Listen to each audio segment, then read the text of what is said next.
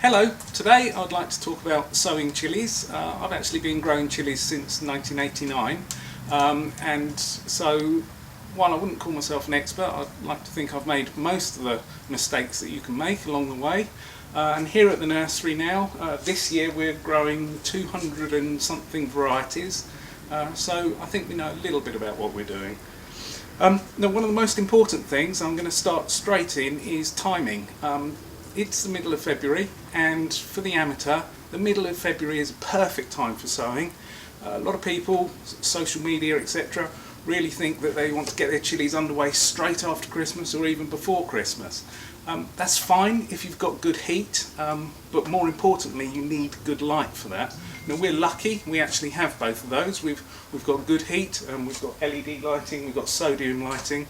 So the chilies that we sell from the nursery, we do start just after Christmas, and the chilies for our chili festival that we have each year, again, we start those just after Christmas. But if you're growing chilies for home, to go in your greenhouse at home, or even if you're thinking about growing some outside, which is perfectly possible, you really do not want to be sowing early. All you end up with is a very tall, leggy seedling, which will actually do worse than starting later and having a more stocky and stronger plant to start with. So that's one of the critical things, is do not sow early. It is such a mistake. So as I say, I'm going to sow some chilies today. I'm just going to sow one variety. One thing is that you can actually treat aubergine seed in exactly the same way. I actually think that aubergines and chilies, you grow more or less the same way. Tomatoes, something completely different, and obviously going back to that timing thing, we're way too early for sowing any tomatoes anyway. We don't sow any tomatoes here at the nursery until the end of February, beginning of March, again because of the light conditions. So I'm going to sow just one pot of chilies. I'm going to sow one of my favourite varieties. This is New Mex Lemon Spice, and I'm going to put them into a 7 cm pot. This is fresh compost, and this is fresh seed compost. I'm not a huge fan of multi-purpose composts because we produce all our compost here on the nursery that we use, and obviously the fertiliser rates are different for seed compost, for pricking out and for potting. To me, it's impossible to have a multi-purpose compost because the requirements of the plants at the different stages are completely different. So I always, advocate using a proper seed compost. As I say, we make this on the nursery here. This is a brand new pot, so there's no chance of disease. I like to use new pots for sowing, etc. Obviously it can be reused for something else afterwards, that's fine. So this has just been filled with compost. I'm going to knock it off the top, just level it down a little bit. Doesn't want to be too firm, because they've got to get their roots in, they've got to get their feet into there. So I'm just levelling that down. Now, a pot this size is good for around about anything up to sort of about 10 seeds. Obviously if you're sowing more than that of one variety, you can think about a slip or a half seed tray or a seed tray or whatever you want to do. So as I say, I've tamped that down, that's plenty firm enough. I'm going to get the seed out. Now this is one of our varieties of chili, and a few words about seed as well. Chili seed is good for probably 3 or 4 years if it's fresh when you buy it. Now, we actually produce most of our chili seeds here at the nursery, so I know that this seed was actually produced and saved last autumn. So I know that this seed is completely fresh, so I know that this seed will be good for, as I say, 3 or 4 years. But the problem with buying seed, and there is a lot of seed about now, a lot of chili seed about, there's two problems. One can be that actually you end up with not the right variety. There's a few people selling seeds that aren't the right variety, or that have been pollinated in an open environment, so they have cross-pollinated. We use special cages where we actually isolate each variety in. And the other problem, as I say, is that the seed will go off and germination will drop right down. So fresh seed is very important, but you can keep it for 3 or 4 years and you'll still get pretty good germination over that time. So all I'm going to do is I'm putting 10 in, is I'm just going to broadcast them over the surface of the compost. The one thing I will say, this isn't a too hot a variety. If it was a hot variety, something like the Carolina Reaper or Buccioluca or something, quite often the seed can still have heat on it. So if you do handle it, just remember to your eyes, whatever you're doing, can cause you problems. So it's just like the fresh chilli, the seed can also have can be hot. So just be very, very aware.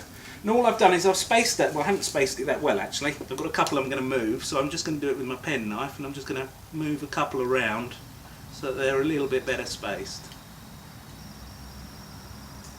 And the seed is not, you know, it's an easy thing to sow chilli seed. Aubergine seed is smaller, but you'd do exactly the same with that. And then you're on to covering. Now, you can cover the seed with compost, but the critical thing here is not to over cover the seed. You don't want to bury it deep and deep and deep. So if you're going to cover the seed with compost, you want to sieve it. And a sieve will give you a very, very nice fine layer that then you can just give a gentle tamp to. But here at the nursery we actually now cover with vermiculite.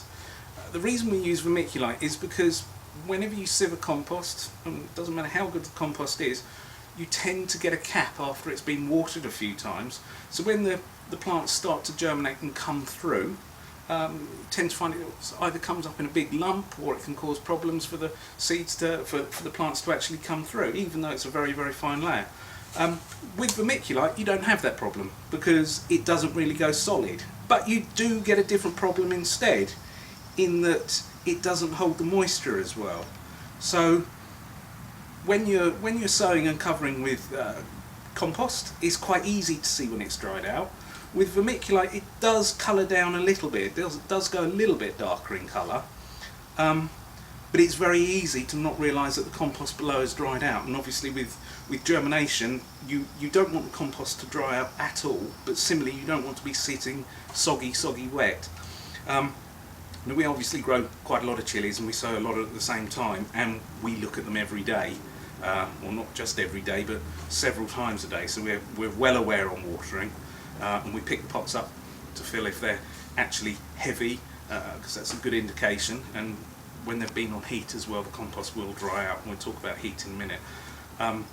But the other thing you can do is get one of these little squirties, one of these atomizers, and squirt the surface to keep it moist, and then you're not actually drowning the compost, so you don't end up with really, really wet compost at the bottom and cooler at the top. But that is basically it. So that is sown, that's the pot sown. Obviously it needs a label, I've got a pen here somewhere, and on the label I'm going to put the variety and when I sowed it. Today is the 16th of February,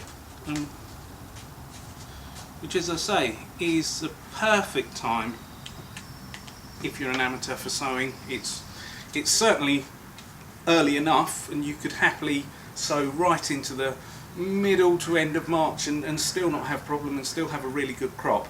As I say, sowing early will cause more problems than sowing late. So this is going to go onto one of our prop beds. We've got quite a few prop beds here, and they're all heated. They have basal heat and they have lighting. And with regard to chilies, temperature is very, very important when you sow and trying to germinate them. Ideally you want to go for a temperature of somewhere between 28 and 30 Celsius, which sounds very, very warm, and actually 30 Celsius you could creep up a little bit more than that for some of the hotter varieties, but we run our beds at 30 Celsius dead, which works perfectly for all the varieties, even the super hots.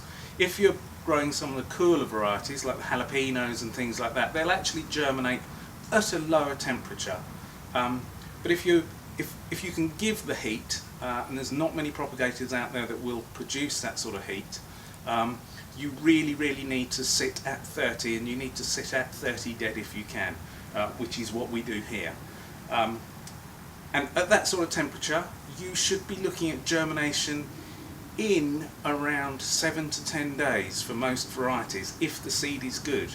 And we've actually seen it with seed that we have purchased from other places of the same variety and seed that we have saved ourselves, and so it's only been 6 months old. We've seen the difference in germination be up to 2 weeks, so freshness is really, really the key. So as I say, this pot is now going to get a drink. It's going to go onto our prop bed. It's going to sit there at 30 degrees Celsius, and a couple of weeks time we'll have some seedlings that will be up and probably on their way to pricking out. Now, as soon as they germinate, they need light. And this is, again, another mistake a lot of people think. They think, oh, growing anything is all about the temperature of germination. Actually, it isn't. The most important thing, as soon as you've got the seed to break and germination has occurred, is the light. So what we would do is, as soon as these have germinated and started to move, they will go onto a cooler bed. So I'm going to drop the temperature to around about 24-25 Celsius. Otherwise they're going to draw up and they're going to get a lot of light. Now, we actually run our prop lights. We have, as I say, we have LED and sodium, and we also have fluorescent actually. And all those lights will give 18 hours of daylight effectively, which sounds an awful lot, but what it does is it slows the plant right down because it's not trying to grow up to the light. So it sounds strange, but you effectively end up with a nice stocky little seedling rather than something that's sort of grown up very, very leggy, and you're off to a bad start straight away. So that is really sowing all done. So as I say, a couple of weeks time this will be ready for pricking out. Well, 3 weeks for pricking out, but it will certainly be up in 7 to 10 days and probably about 3 weeks for pricking out. So now I'm going to move on to pricking out or transplanting. And as I say, we've been sowing since just after Christmas, so we've more or less finished our sowing of chilies, and we've actually more or less finished our pricking out as well. What I've got here is one of our trays of different varieties. So each pot is a different variety, and if you look at it you'd think, oh crikey, germination is not that good because there's only sort of 1s and 2s in here. And that's because we've actually been through this tray already, probably once or even twice, or through the different pots, and we've already got seedlings that have been pricked out and underway. So it's not poor germination, it's just the case that some seed can be a little bit slower, so it is worth, you know, putting it back on the heat and letting it germinate further, so, you know, just to see if anything else comes out. And if you haven't seen anything after about 5-6 weeks, I'm going to safely say that you're not going to see anything from that pot, but 5-6 weeks is probably about the maximum you'd like to wait for a chilli to come up, and that would probably be if your temperature isn't right up to the 30 Celsius for germination. So pricking out, this is a cell tray that we use here at the nursery. This has got pricking out compost in it, which, going back to the thing about the multi-purpose, this is a different compost. It has a higher fertiliser rate than we use in our seed compost, but obviously a lower fertiliser rate than we use in our potting compost. And the fertiliser actually doesn't last as long in this because the plants aren't going to be in it for as long. So that's what I say, you can't have a multi-purpose compost. Now, with regard to pricking out, the most important thing you can do now is not bury them deep. And this is where chilies and aubergines are so close together, and tomatoes are something completely different. And people often make the mistake of pricking out and going deep to try and get rid of that long leggy stem that they've got because they've sown too early. And what you'll actually do is you'll more than likely actually end up killing it. And the reason being is, unlike tomatoes that stem root, chilies don't. So this long stem, and this is actually quite long, the second leaves are just on their way, but this is actually quite long, but on this stem there is no chance of any of this rooting out. So if I plant it deep, it's going to be in the damp compost, which it needs to be, and effectively it'll probably rot off. That's the same with aubergines. You're seeing I'm holding it only by the leaf. That's very important as well, because I can crush that leaf a little bit by holding it, but if I actually hold it by the stem, I'm more than likely going to crush the stem, and if it goes off in a couple of days, it's certainly going to be weakened.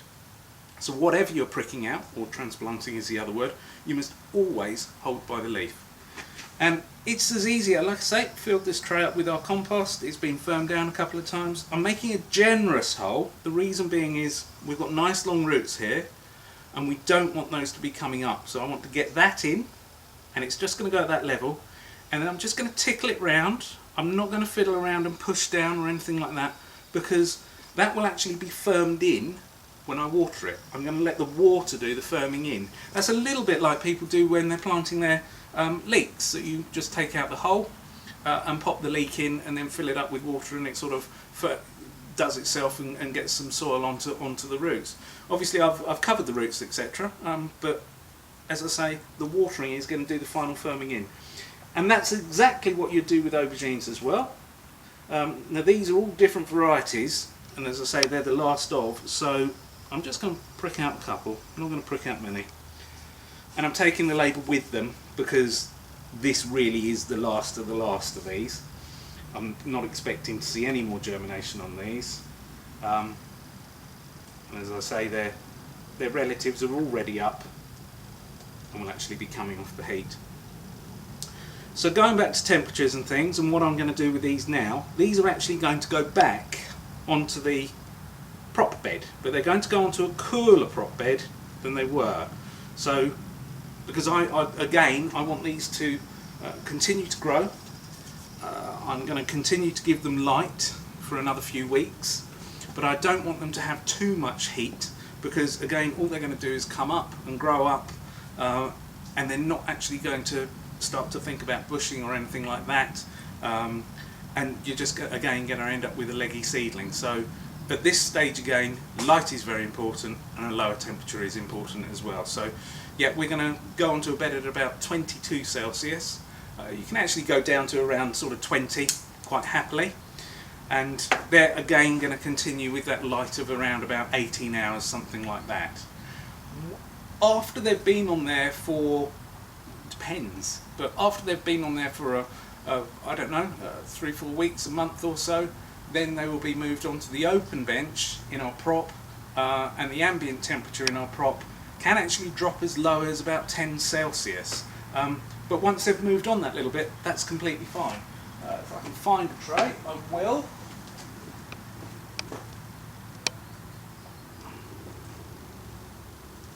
So these are actually sweet pepper, so these were sown second week of January, and so we're second week of February, so they're basically about a month old now. So they've germinated, been pricked out for a couple of weeks, and that's where we are. And they're about right now that they're actually going to come out of the prop bed. They're going to go onto the open bed. They're going to grow away a little bit more. They haven't rooted out, so if we look down underneath, there's no root there at all, so there's no rush to pop them on yet. There's plenty of fertiliser in that compost. If you're wondering what the grey is, the grey mould, that's a slug pellet we use. It's an organic pellet, it's the iron phosphate pellet, which are great for keeping the slugs away, but they do go mouldy quite quickly, so that can be a little bit of a problem. We're not too worried, because you know, the plants are big enough, the mould from them isn't going to come up and transfer or anything like that. But if you're worried what that is, that's what that is. But these are actually going to be moved today, and they're going to go onto the open bed, where they're going to grow on for probably until the beginning of March, something like that, a couple more weeks, and then we will pot them on, and we will actually go back into, and we will pot them into a 7cm pot individually. So I think that's about it really for sowing chilies, pricking out chilies, and obviously treating aubergines exactly the same way.